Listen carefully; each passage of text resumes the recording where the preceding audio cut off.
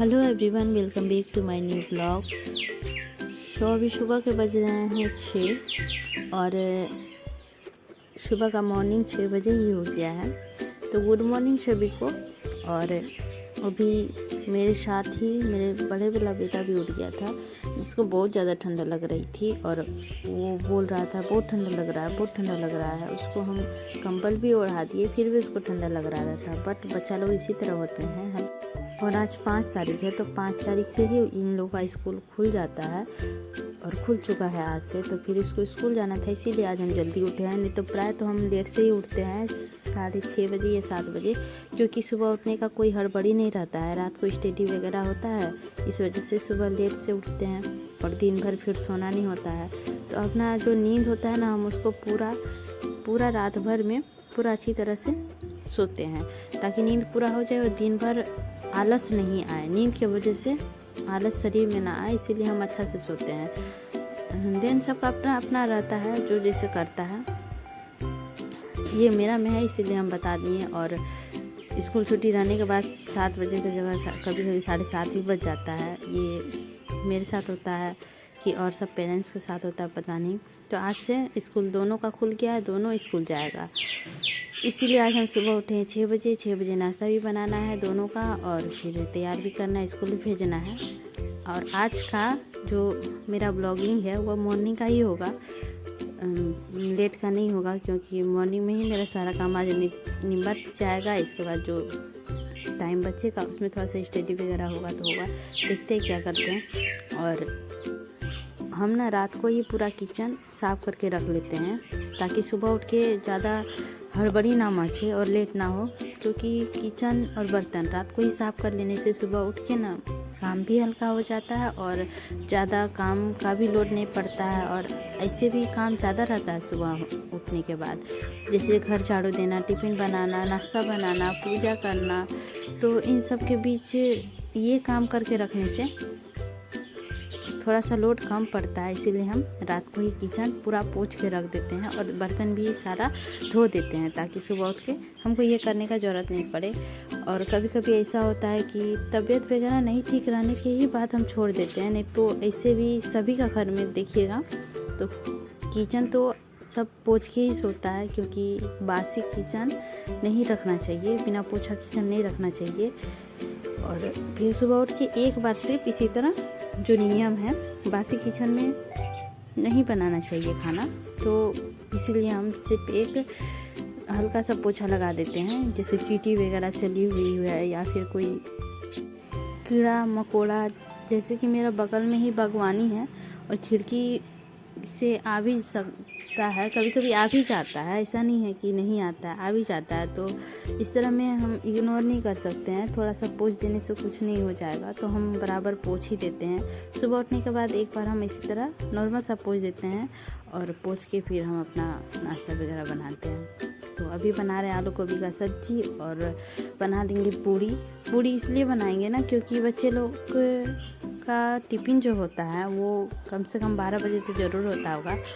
बड़ा वाला का बात बोल रहे हैं, वो जाता है 8 बजे, स्कूल है लेकिन यहाँ से निकल जाता है 7:30 बजे और स्कूल पहुँच जाता है 8 बजे। तो 8 बजे स्कूल खुलता है, तो टिफ़िन कम से कम 12 बजे 11:30 बजे होता है। तो ठंड का समय है, और ठंड के समय में यदि हम रोटी और पराठा भी देते हैं तो वो कड़ा टाइप का हो जाएगा, और ठंड के समय में रोटी सब कड़ा हो जाता है। इसीलिए हम सोचते हैं कि जितना नरम सामान दे। और होता क्या है ना कि मतलब पूड़ी दे देने से तो वो भी अच्छा नहीं लगता है, बट फिर भी रोटी से तो ठीक ही है पूड़ी, और उसको बच्चा जल्दी से चबा भी पाता है। और पराठा भी देते हैं, रोज़ रोज़ एक चीज़ नहीं देते हैं, कभी पराठा दे देते हैं, कभी रोटी में घी दे देते हैं। बट देने के बाद क्या होता है ना, घी भी जम जाता है, अच्छा नहीं लगता है। और फिर भी ठीक ही लगता है, लेकिन बच्चा है ना अपने से खाने नहीं जानता है, चबा चबा के बहुत लेट करता है खाने में, इसी वजह से उसको थोड़ा सा प्रॉब्लम होता है खाने में। और हम सोचते हैं कितना नरम चीज़ दे कि वो खा पाए। इसके बाद मेरी सब्जी बन गई है बातों ही बातों में। और अब बनाएंगे पूड़ी बनाएंगे। और ये बड़ा वाला जो बेटा है ना, वो दूध नहीं पीता है, बहुत कम दूध पीता है, तो इसीलिए हम उसको पूड़ी ही ले जाके दे देंगे खाने के लिए। और टिफ़िन में भी पूड़ी ही दे देंगे। देखते हैं कितना खाता है कितना नहीं खाता है। और छोटा वाला अभी सोया हुआ है, वो भी उठ ही जाएगा कुछ देर में। इसके बाद फिर उसको तैयार करेंगे। उसका भी स्कूल 8 बजे है। दोनों में थोड़ा सा डिस्टेंस है टाइम का, जो कि आधा घंटा 15 मिनट का है, तो दोनों को भेजना पड़ता है वही सब टाइम में करके। ये सब करते करते मेरा 9 बज जाता है। स्नान करना, फिर पूजा करना, इसके बाद फिर हमको नाश्ता करने का समय मिलता है। और मेरा क्या, सब जिसका बच्चा छोटा होगा उसका यही रहता होगा, तो करना पड़ता है। और हम ना आज 5:30 बजे ही उठे थे, बट हम देखें ना कि अंधेरा ही है और ठंडा भी बहुत लग रहा था। हम बोले आधा घंटा और सो लेते हैं, इसके बाद उठेंगे। और अच्छा भी नहीं लग रहा था, इसलिए सो गए। अच्छा इसलिए नहीं लग रहा था कि नींद पूरा नहीं लग रहा था। और रात को हम सचिन सर का मॉक टेस्ट जो अभी फ्री वाला है वही वाला डाउनलोड किए थे, तो रात को हम निश्चित से बउआ लोग सो गया था, तो फिर उसमें हम लगा रहे थे, क्वेश्चन कर रहे थे, तो इसीलिए मेरा सोने में आज थोड़ा ज़्यादा लेट हो गया। हम चाह रहे थे कि सारा क्वेश्चन अटेम्प्ट करने के लिए, बट हमसे सारा हो गया, इंग्लिश नहीं हुआ, तो इंग्लिश छोड़ के सारा हम अटेम्प्ट कर लिए थे।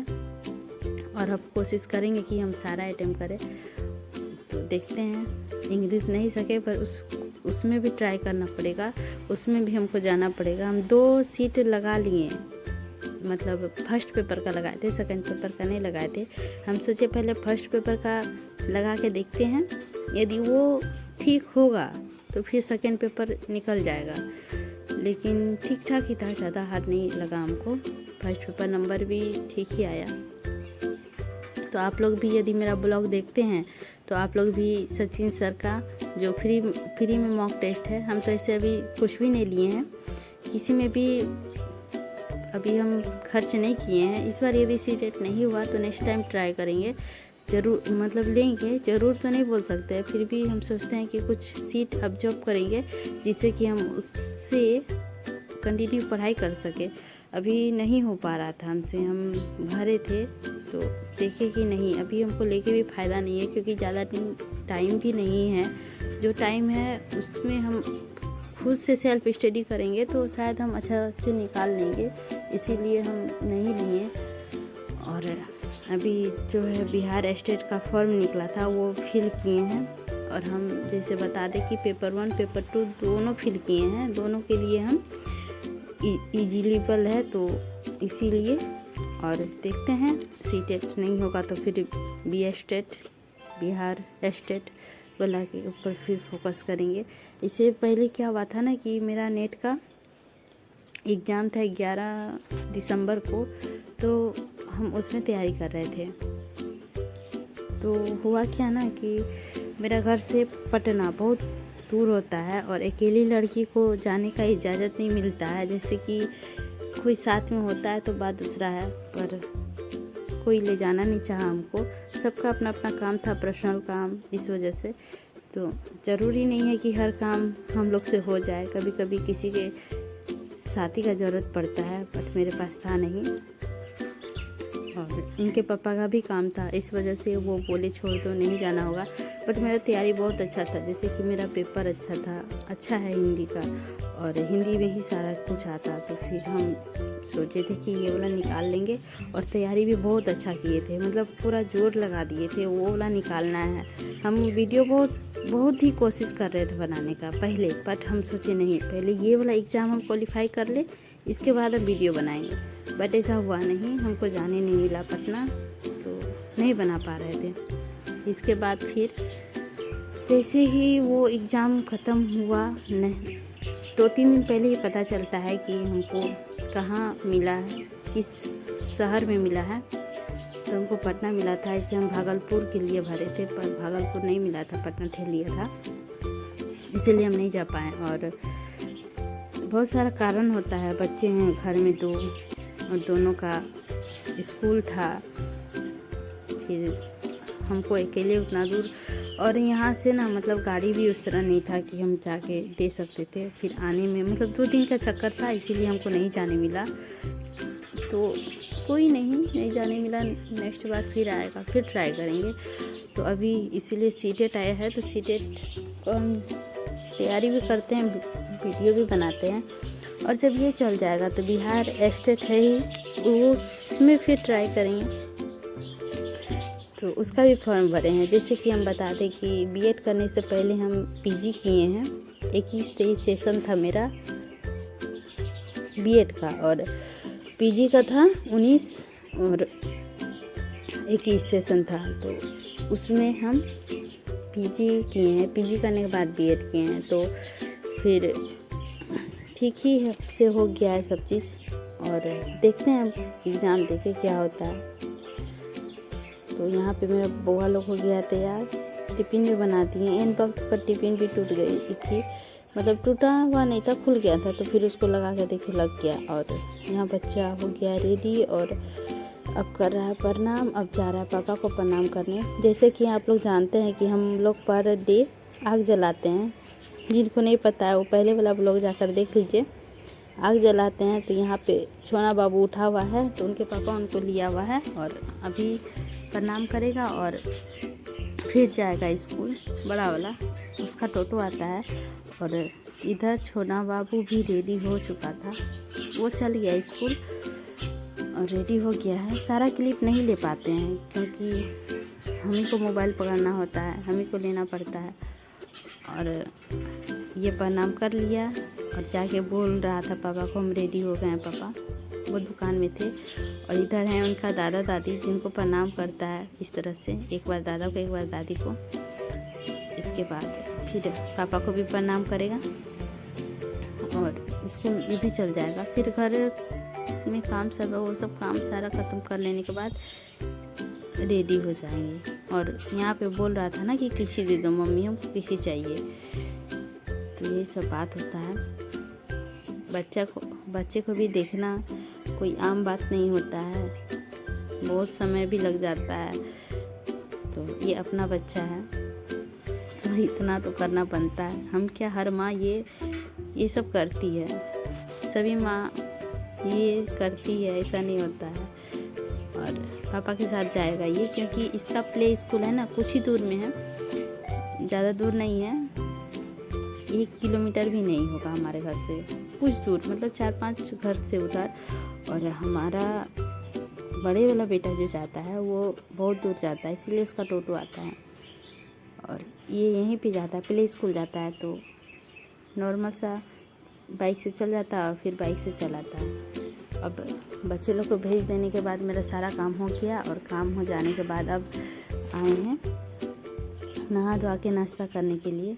नाश्ता बना रहे थे और फ़ोन किए ना, तो फिर बाहर में एक एक्सीडेंट हो गया था। जैसे आप लोग को पता होगा कि मेरा घर हाईवा में है और प्राय दिन एक्सीडेंट होते रहता है। तो एक एक्सीडेंट हो गया जिसका हम क्लिप नहीं ले पाए, बट सुन के बहुत ख़राब लगा। छोटी बच्ची थी, पूरा ब्लड निकल रहा था, देख कर ना बहुत ख़राब लगता है ये सब चीज़। मतलब बच्चे को कितना भी सावधान से रखो, पर ये सब हो जाता है ना, मतलब बच्चे ना समझ होते हैं, उनको समझ नहीं ना होता है ये सब चीज़ का, वो नहीं समझते हैं। बट माँ बाप का एक जिम्मेदारी होती है कि बच्चों को संभाल के रखने का। देख के बहुत ख़राब लगा। तो ऐसा होते रहता है, प्राय दिन सुनने को आ ही जाएगा, इसका एक्सीडेंट उसका एक्सीडेंट। फिर हम लोग भी ना पूड़ी ही खा लिए, इसके बाद बना दिए पूड़ी, हम लोग सबका हो गया और नाश्ता। इसके बाद ला दिए सब्जी।